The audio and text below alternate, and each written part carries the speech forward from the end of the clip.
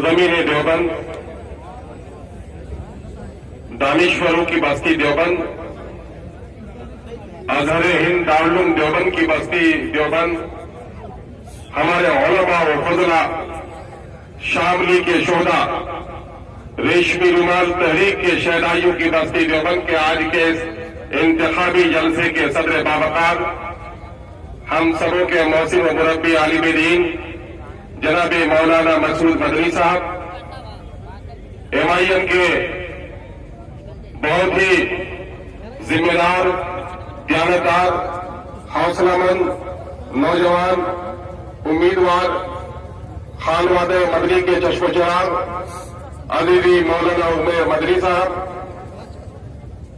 बिहार से तशरीफ फरमा मेरे हमजलीस जनाबे भाई अलहाज इजहार अस्फी साहब, MIM बिहार के जवासाल लीडर और MIM यूथ इकाई के सदर जनाबे एडवोकेट आदिल हसन साहब, पार्टी के देवबंद इकाई के जनरल सेक्रेटरी जनाबे भाई मोहतसिम साहब, विधानसभा हल्का के सदर जनाबे भाई वसीम अहमद साहब, जनाबे डॉक्टर यूनुस साहब, मोहतरमा इरम उस्मानी साहिबा, बिदरा भाई दिल्ली से तशरीफ फरमा और यहां पर गंगा जमनी तहजीब के अलमबरदार बुजुर्ग जनाब राजेश राजपूत जी, जनाबे श्याम सिंह त्यागी जी, जनाबे मुफ्ती आरिफ साहब, मौलाना इमरान साहब, पड़ोसी रियासत उत्तराखंड के बड़े जिम्मेदार और बड़े दानिश्वर MIM के कारकुन और वहां के सदर जनाबे भाई डॉक्टर नैयर काजमी साहब, बिहार से तशरीफ फरमा MIM के हमदर्द जनाबे भाई रूबी खान साहब, यहां पर मौजूद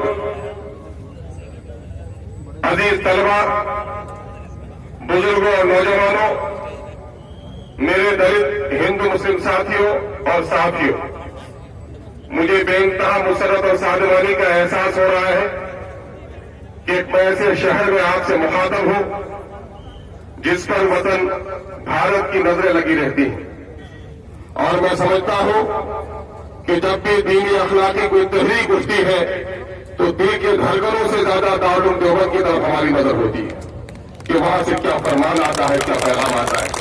और मैं देख रहा हूं कि अजहर हिंद के दारुल देवबंद के तलबा की एक बड़ी आबादी यहां पर मौजूद है। वो इस बात की अलामत है कि रेशमी रुमाली तहरीक अभी भी जिंदा है।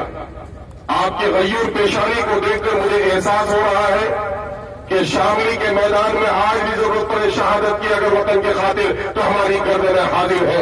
मैं आपकी पेशानी को देखकर मुझे यकीन हो रहा है। नौजवानों, मैं अपनी बात का आगाज करते हुए एक छोटी सी कहानी सुनाना चाहता हूं। आसाम के जंगलों में जब हाथियों को कैद किया जाता है तो नंगे हाथियों को कैद किया जाता है और वो नंगा हाथी भी इतना ताकतवर होता है कि जंजीरों को मरोड़ देता है, लेकिन धीरे धीरे वो हाथी गुलाम बनाया जाता है, उसे खौफ दिलाया जाता है, उसके सर पे डंडे लोहे के मारे जाते हैं, कभी गर्म सलाखों से उसे परेशान किया जाता है। फिर एक वक्त आता है कि वो मायूस हो जाता है और वो हाथी जो जवानी में पहुंचकर बहुत ताकतवर होता है।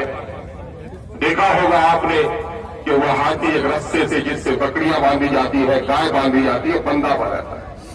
क्या होता है?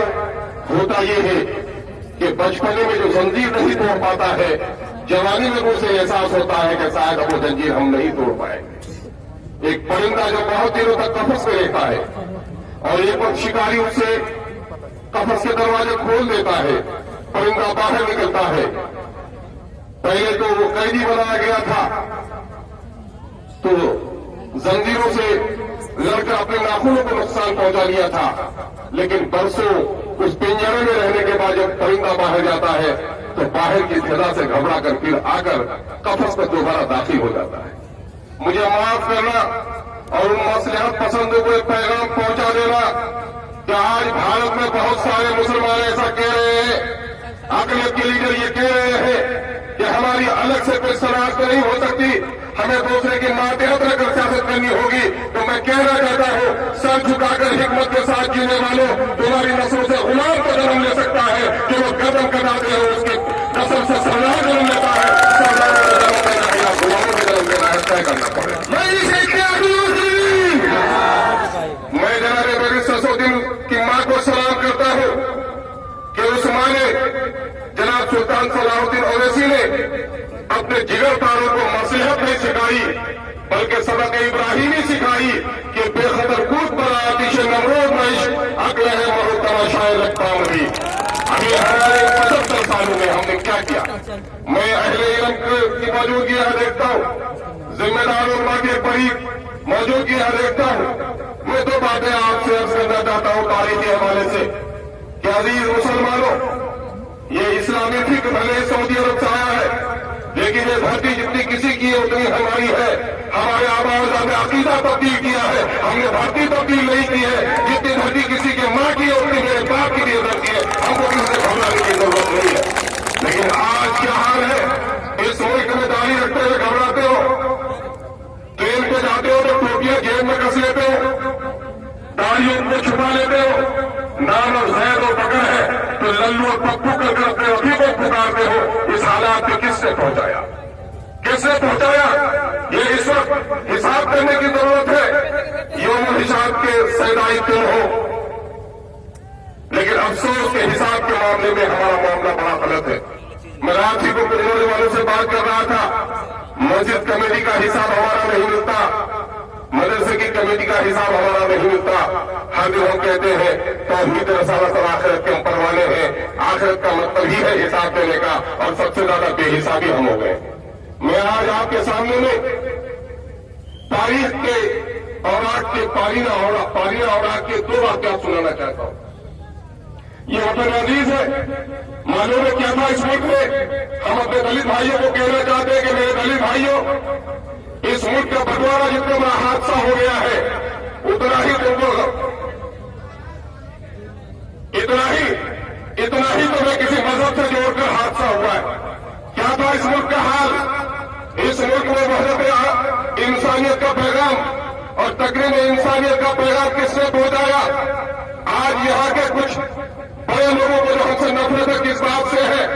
हमारी दाढ़ी और टोपी से नफरत हो सकती है, हमारे अकीदे से नफरत हो सकती है, लेकिन उसकी एक बड़ी वजह यह है कि हमने यहाँ के दलितों को तकरीब इंसानियत का सबक पढ़ाया। जो किसी के दरवाजे पर बैठ नहीं सकता था, हमने उसे गले लगाने का काम किया है। हमारा जितना यकीन ये खुदा पर है, हमारा जितना यकीन ये खुदा पर है, उतना ही यकीन हमारा इस पर है कि एक ही आदत का औलाद है हमें। कोई गोरा कोई काले का तमीज नहीं करते, काला कलोटा ब्राह्मण हो या गोरा चट्टा हरिजन हो, वो हमारा भाई है, हम उसे गले लगाने के लिए तैयार रहते हैं। हम नफरत के वैसे नहीं देखते। आज इन लोगों को इस हाल पर किसने पहुंचाया? दलितों को इस हाल पर किसने पहुंचाया? मैं आपसे साफ तौर पर कहना चाहता हूं, साहिल मालाबार में जो हमारे असलाफ आए और यहां देखा हाल ये कि गांव के कुछ दलित लोग थे, गले पे घंटी बंधी हुई थी, कमर में एक हांडी बंधी हुई थी, और जब किसी बड़े के यहां जाता तो झाड़ू भी कमर में बांध कर ले जाता। पूछा गया तुम क्यों ऐसा करते हो? क्या इस मुल्क में अपराधी मामला है? कुछ लोग ये कहते हैं कि कुत्ते बिल्लियों को हम देखते हैं तो मेरे इरादे मनहूस नहीं होते, दलितों के बच्चों को जब हम देखते हैं तो मनहूस हो जाता इरादा हमारा, इसलिए मुझे गले पर घंटी बांध दी गई है कि जब मैं निकलूं तो वो नजर फेर ले। कहा तुमने हांडी क्यों बांध रखी है? कहा कि कुत्ते और बिल्ली भी उनके दरवाजे में जाए तो मैला कर सकते हैं, लेकिन मैं दलित का बेटा थूक नहीं सकता, थूकने के लिए तो मुझे अपनी हांडी में थूकनी पड़ती है। फिर कहा कि झाड़ू क्यों तुमने कमर में बांध रखी है? कहा कि झाड़ू इसलिए बांध रखी है کہ वहां पर कुत्ते और बिल्ली के पांव के निशानात तो रह सकते हैं, लेकिन दलित के पांव के निशानात नहीं रह सकते। अपने झाड़ू से अपने पांव के निशानात को मिटाते। कहा कि फिर क्या है तुम्हारा हाल? कहा कि जिस बर्तन को कुत्ते ने चाट लिया उस बर्तन में वो खाना खा सकते हैं, लेकिन दलित का बेटा जिसमें खाए तो उसमें वो खाना नहीं खा सकते हैं। अरब के हमारे असलाफ ने कहा आज मेरे गले लग जा, हुजूर शुहारे में लाया हूं, मेरी दस्तरखान में बैठ, मेरे गिलास में पानी पी, तू भी आदम का बेटा है, मैं भी आदम का बेटा हूं। और यही पैगाम आया, यही पैगाम इस वक्त आया।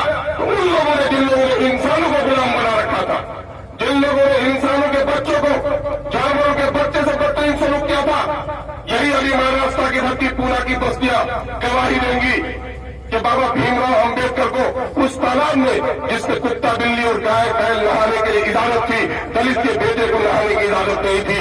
ये इस्लाम का पैगाम रहमत है कि दलितों को इंसान होने का सबक अगर किसी ने सिखाया तो हमने सिखाने का काम किया है। हम ही से रहेंगे गुलिस्ता, हम ही से रहेंगे चमन, और हम ही को नस्ल गुलिस्ता पे इख्तियार नहीं। आज कहाँ हो गए? ये दौर था हमारे आबाओ अजदाद का, ये तारीखी वो हिस्सा था जब हमारे असराफ ताजीर के एसएसएस मुल्क में आए। फिर एक दौर गुजरा, दूसरा दौर यह था कि इस मुल्क के राजा रजवाड़ों ने मुल्क को टुकड़े टुकड़े में बांट रखा था और अपने ताकत की बदौलत इंसानी बस्तियों पर जुल्म ढाता था। फिर उस वक्त हमारे लोगों ने इस मुल्क की खिदमत की, अंग्रेजों की तरह लूट कर नहीं भागे, बल्कि इस मुल्क को अपना मस्कन बनाया। टुकड़े टुकड़े के भारत को अगर किसी ने महान भारत बनाया तो आडवाणी के अब्बाजान नहीं थे, मोदी के अब्बाजान नहीं थे, औरंगजेब रहमतुल्लाह थे जिससे टुकड़े टुकड़े के भारत को महान भारत बना दिया। फिर क्या हुआ? हुकूमत हमारे हाथों से निकल गई, चली गई। हुकूमत हमारे हाथों से निकल कर चली गई। किस वजह से गई? आज और करने की जरूरत है। हुकूमत इसलिए नहीं गई थी कि मस्जिद का मीनारा टूट गया था, हुकूमत इसलिए नहीं गई थी कि मंदिर का कलश टूट गया था, हुकूमत इसलिए चली गई थी कि हिंदू और मुसलमानों के आपसी मोहब्बत का खात्मा हो गया था। अंग्रेजों ने बड़ी चालाकी से हिंदू और मुसलमानों को लड़ा दिया और इस मुल्क पर कब्जा कर लिया। और फिर कब्जा ही नहीं किया, बल्कि रईयों नौजवानों तारीख के इस वाक़े से भी वाकिफ होना चाहिए कि इस मुल्क में गंगा जमनी तहजीब की हिफाजत हमारे उलमा ने की है। क्या हुआ कि अंग्रेजों ने सिर्फ तसल्लुत कायम नहीं किया, ईस्ट इंडिया कंपनी से बड़ा कारोबार लेकर आगे नहीं बढ़ी, बल्कि धीरे धीरे ईसाइयों ने अपने मिशनरीज के जरिए से जदीद तालीम के नाम पर हमारे नौजवानों को अपने कॉलेजेस से जोड़ा और हिंदुओं के बेटों को ईसाई बनाना शुरू कर दिया, मुसलमान के बेटाइयों को भी रोक दिया। और हमारे उलमा ने इसको क्या समझा कि बहुत देर तक अगर अंग्रेजों के मनूस कदम इस बस्ती में कायम रह गए तो हिंदू का बच्चा राम को भूल जाएगा, मुसलमान का बच्चा रहमान से बेनियाज हो जाएगा। राम भक्तों अगर राम की रक्षा किसी ने की तो हमारे उलमा ने साथ देकर इस मुल्क में अंग्रेजों को भगाने का काम किया।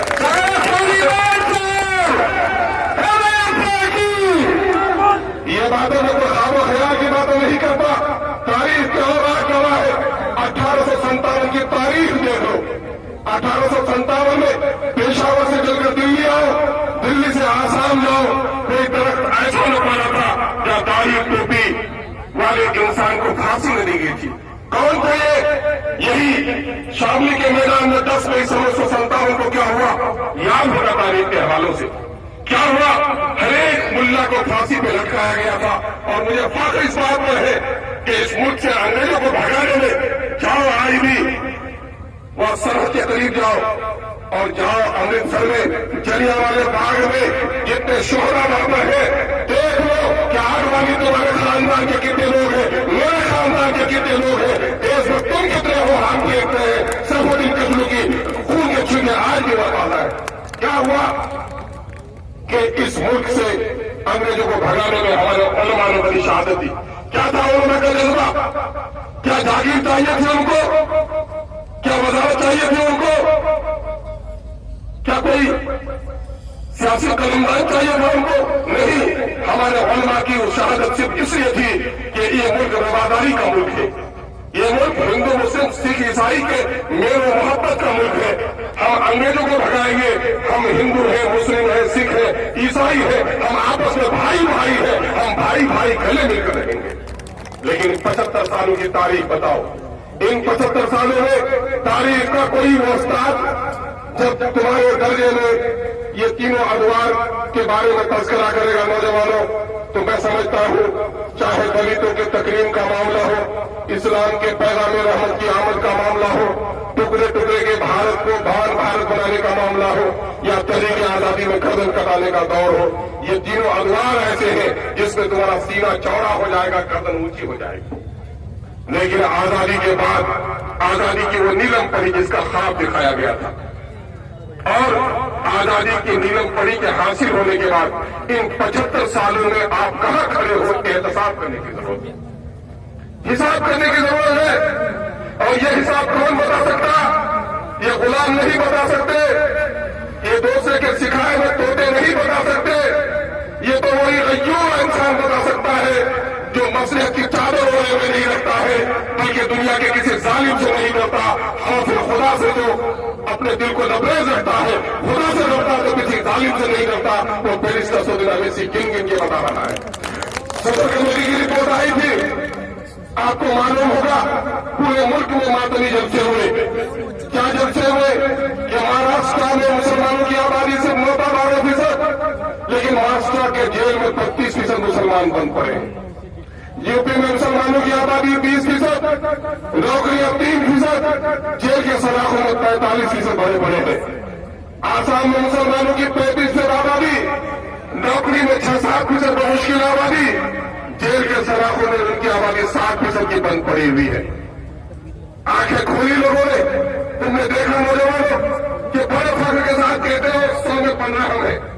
دلت بھائیوں کی کچھ حق کی حفاظت ہو گئی کہ بھیم راؤ امبیڈکر نے ان کے لیے ریزرویشن کا انتظام کر دیا تھا۔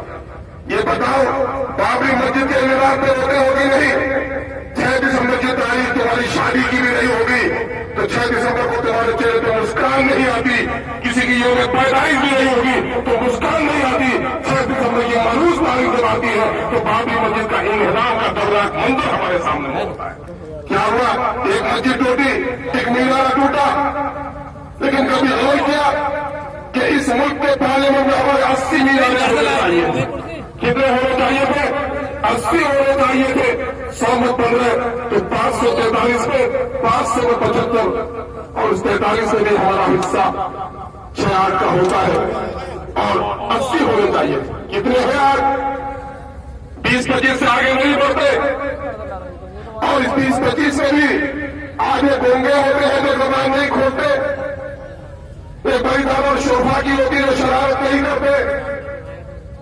2 شخص شہید پہنچا ہے ابھی، ایک کا نام بیرسٹر سعودی ہے اور چھوٹے بھائی کا نام امتیاز جلیل ہے، جو سب کچھ برداشت کرتا ہے، ملت پر آنا چاہے تو کبھی برداشت نہیں کر سکتا۔ میں سمجھتا ہوں کانگریس کے حوالے سے اس بات کو کہہ لینے کی مجھے اجازت دے دیجیے، بہت سارے لوگوں نے کانگریس کو اپنا مسیحا سمجھ رکھا ہے، لیکن یاد رکھو بابری مسجد کا تالا کس نے کھولا؟ تالا کس کی قیادت میں توڑا گیا؟ مورتی کس کے زمانے میں رکھی گئی؟ یہ ساری شرارت کن لوگوں نے کی ہے؟ آپ کو اپنے ہاتھ سے بھی زور ڈالنے کی ضرورت ہے۔ مجھے بڑا غم ہے، میں اس خطے سے آتا ہوں جو سیمانچل کہا جاتا ہے، اور ہمارے یہاں سے اسی خانوادے سے تعلق رکھنے والے علمی خانوادہ یعنی کہ اسی ازہر ہند کے شاگرد بھی رہے اور مشاورتی کمیٹی کے ممبر بھی رہے جناب مولانا افضل قاسمی صاحب۔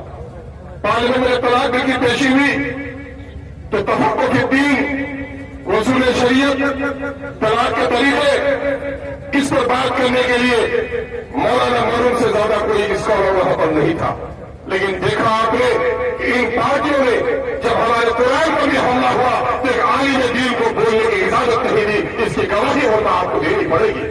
ہمارا ووٹ کس لیے ہے؟ ایم آئی ایم بات کرتی ہے اپنی قیادت کی، بہت سارے دیوانے اور پاگل یہ کہتے ہیں کہ تو کیسے قیادت کرے گا؟